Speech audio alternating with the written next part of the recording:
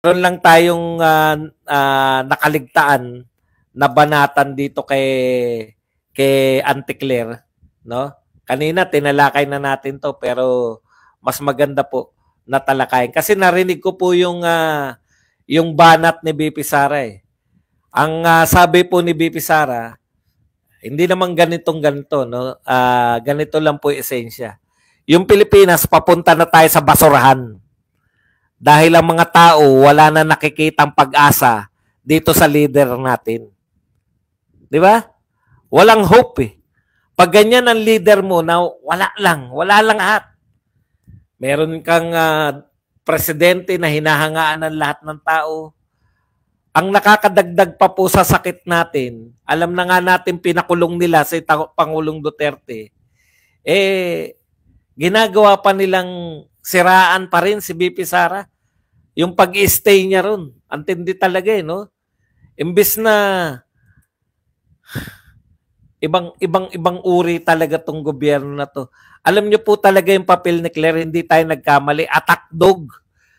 Attack dog na walang pakundangan. Attack dog na pag tinanong mo siya, halimbawa po, yung tinanong siya, ano ang masasabi niya sa sinabi ni BP Sara na papunta na tayo sa basurahan. Yung Pilipinas ay papunta na sa basurahan. Alam niyo kung ano sagot ni Auntie Claire? No?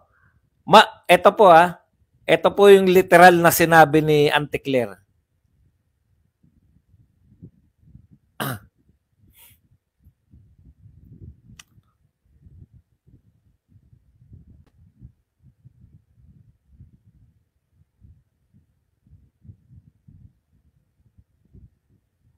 Aren't we headed for dumpster? Tayo ba ay papunta sa basurahan?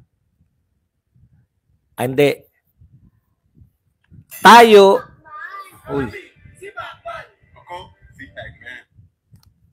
sabi ni Auntie Claire, aren't we headed for the dumpster if our president or leader is someone like Sara?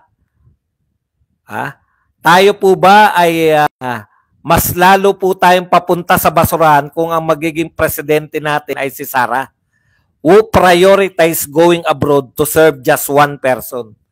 Tignan po ninyo, ang tingin po nito ni Auntie Claire sa kasawian po ng mga Duterte ngayon, no?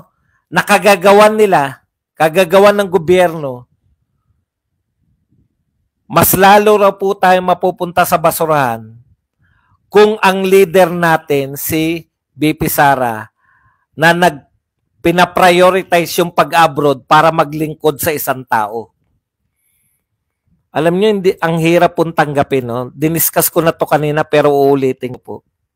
Ang hirap po tanggapin na prioritize ni BP Sara yung pag-abroad para maglingkod sa isang tao. Tanong ko, Auntie Claire, gaano kadalas nag-abroad si BP Sara kumpara sa Pangulo ng Pilipinas? Nakailang abroad na ang Pangulo ng Pilipinas? At sinong pinaglilingkuran niya sa abroad? Ano na nga ang purpose ni Pangulong Marcos sa pagpunta sa abroad? To attract foreign investors. Malinaw na tanong, Auntie Claire, may na-attract ba si BBM na foreign investors? Kung meron yan, pinagmalaki nyo na. Real talk po. No? Ang tindi, ang sakit. Parang alam niyo yung sinugatan ka na tapos pinigaan ng kalamansi yung sugat mo. Prioritize daw ni BP Sara, hindi niya sinagot eh. Ang Pilipinas ba punta na ng basurahan? Ang mga Pilipino ba nakakakita ng pag-asa kay BBM? Yun yung atake ni BP Sara eh. Papunta na tayo ng basurahan dahil yung mga Pilipino walang nakikita na hope, walang nakikita na pag-asa dito sa Pangulo ng Pilipinas. Ang sagot niya, mas papunta tayo ng basurahan kung si BP Sara ang naging presidente kasi pinaprioritize niya pa yung pag-abroad para maglingkod sa isang tao. Ang tingin niya, prioritize ni ni BP Sara si Pangulong Duterte kaysa sa Pilipinas. Antindi, no? Antindi talaga eh, no? Masama na pala ang mag-abroad ang katulad ni BP Sara na ang tanging ginawa doon sa abroad hindi po para mamasyal. Paalala natin kay Auntie Claire. Bakit nga pala siya naroon, Auntie Claire? Bakit naroon si BP Sara sa abroad? Para bumuo ng legal team. Bakit siya bumubuo ng legal team? Para sa dating presidente. Dahil siya ay anak na abogado ng dating presidente. Bubuo siya ng legal team para may tsansa yung dating presidente na maidepensa ang sarili. Dahil kayo, imbes na idepensa ninyo ang dating Pangulo ng Pilipinas, kayo pa nagpahuli, kayo pa nagdala doon. Kayo pa nagdala ron sa ICC. Tapos parang masama pa. Minamasama mo ba, Auntie Claire? Minamasama mo ba yung pagpunta ron para damayan ng dating Pangulo? Tandaan po ninyo mga kapatid. Tungkulin ng gobyerno na pangalagaan kahit isang mamamayan niya. Ibig mo sabihin, Auntie Claire, pag merong nakulong na Pilipino OFW sa ibang bansa, wala kayong gagawin dapat? Dahil minamasama mo yung pagtulong sa isang OFW? Pinagkanulo nyo nga si Tatay Digong. Ngayon yung tumutulong kay Tatay Digong na nagkataon na anak niya at Vice President pa ng Pilipinas, binabanatan nyo pa dahil tinutulungan si Tatay Digong. Anong gusto nyo? Huwag pumunta ron si BP Sara. Sino pupunta ron para tumulong? Si Roque. Pinauuwi nyo rin. Sino gusto nyo tumulong kay Tatay Digong doon? Hayaan lang? Imposible makabanat ka lang. Kahit po hindi niya tatay si Tatay Digong, dapat may mag-a-assist sa kanya na taga-gobyerno. Meron dapat nagmamalasakit na taga-gobyerno.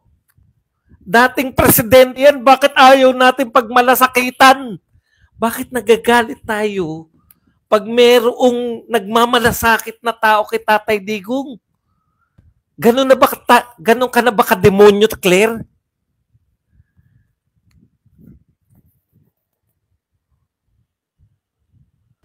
Ganun ka na ba talaga? Si Digong yung sinasabi niyong demonyo, si Digong yung sinasabi niyong santanas. Pinakulong niyo, nasa kulungan. Tapos minamasama niyo na tinutulungan siya ng kanyang anak.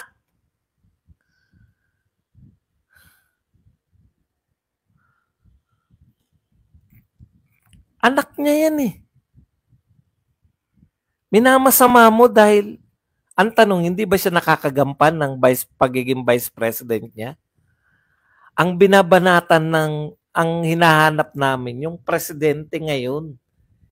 Hindi yung presidente, binabanatan mo na kagad 2028 na eh. Pag gayon na naging presidente, prioritize niya yung paglilingkod sa isang tao, pupunta sa abroad para sa isang tao. Wala kayong malasakit sa dating Pangulo eh. Yung nagmamalasakit, binabanatan nyo. Antindi. Di ba? Hindi ka pwede maging boss. Hindi ka pwede maging leader. Paano yan pag merong attorney? Uwi muna ako. Bakit? Bakit ka uwi? Kasi po may sakit ang nanay ko eh. Ipa-prioritize mo ang isang tao? Ilan ang pinaglilingkudan datin dito? Puta, gaganunin mo ba? Babantayan ko po yung nanay ko. Ipa-prioritize mo yung isang tao? Pagpapalit mo itong mga pinaglilingkuran, ganun ba sasabihin mo? Hindi ka pwede maging leader, Claire. Napaka wala ka ng puso.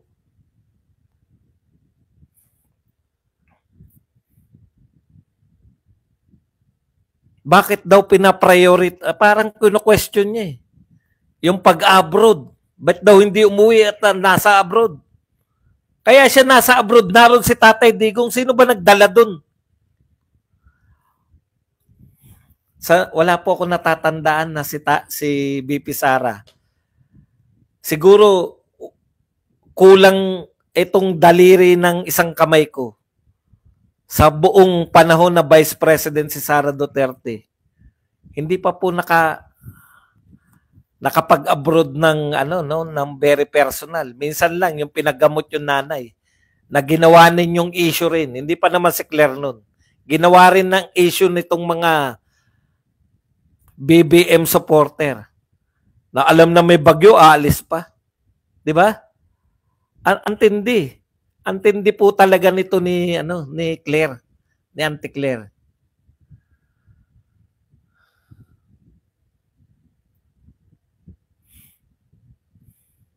Okay. Basta sa kanya atake. Atake, atake, atake. Wala siyang pakialam sa mga kondisyon, no? Vice President ka, paglilingkuran mo isa lang. Grabe naman kayo.